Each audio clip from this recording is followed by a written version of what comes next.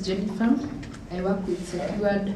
The civil societies on climate events led by Pan-African Climate Justice have organized a two-day climate campaign retreat themed the Climate Justice Torch to discuss on impacts of climate changes on people's livelihoods and raise awareness about the negative impact of the climate crisis in Africa and increase pressure on global leaders to advance climate justice in the context of the African Common Position key demands. But of course, from the African perspective and from the East African region, we need to package our data in terms of how many of our people are impacted by loss and damage? How is the loss and damage issue affecting food insecurity within the region? Because I think without such concrete data, it would be very difficult to negotiate, especially on the financing aspect.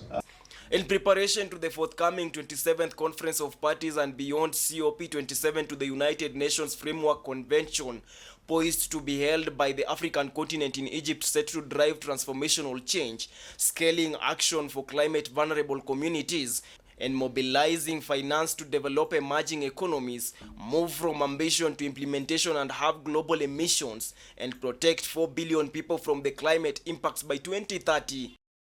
So that they can stand by as watchdogs. They can be there to say, now, we are agitating for funding. Internationally, we are really looking for funds. But when funds are devolved to the ground, how are we using the same funds?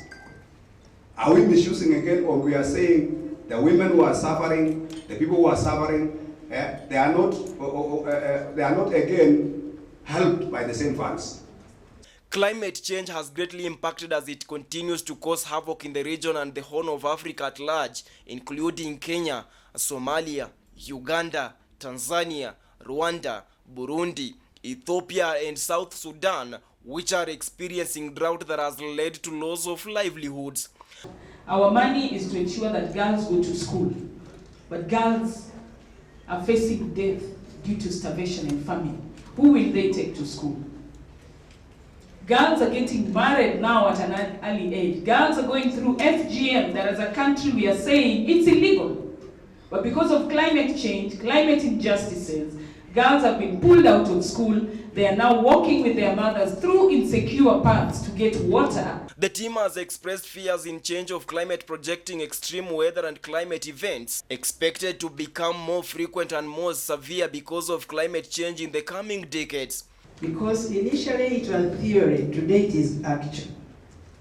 In my country, the reality of loss and damage is not only felt, but it is seen.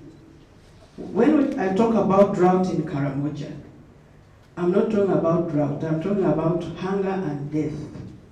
We are experiencing a lot of death in Karamoja region because of drought.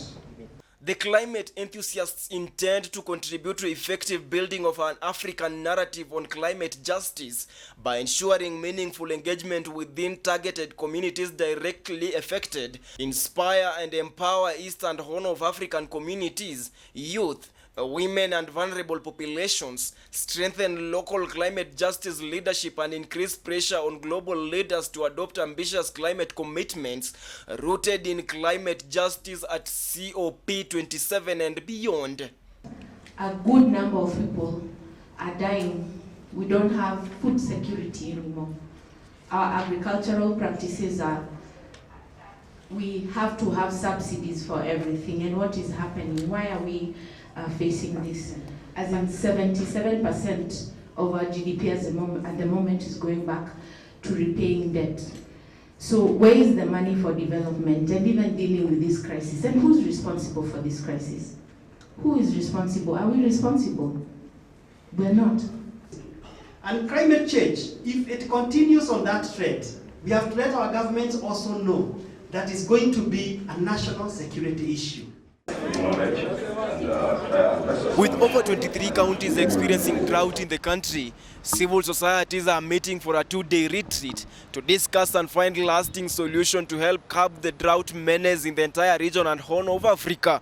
Stanley Lugaria, The Informer, uncovering the truth.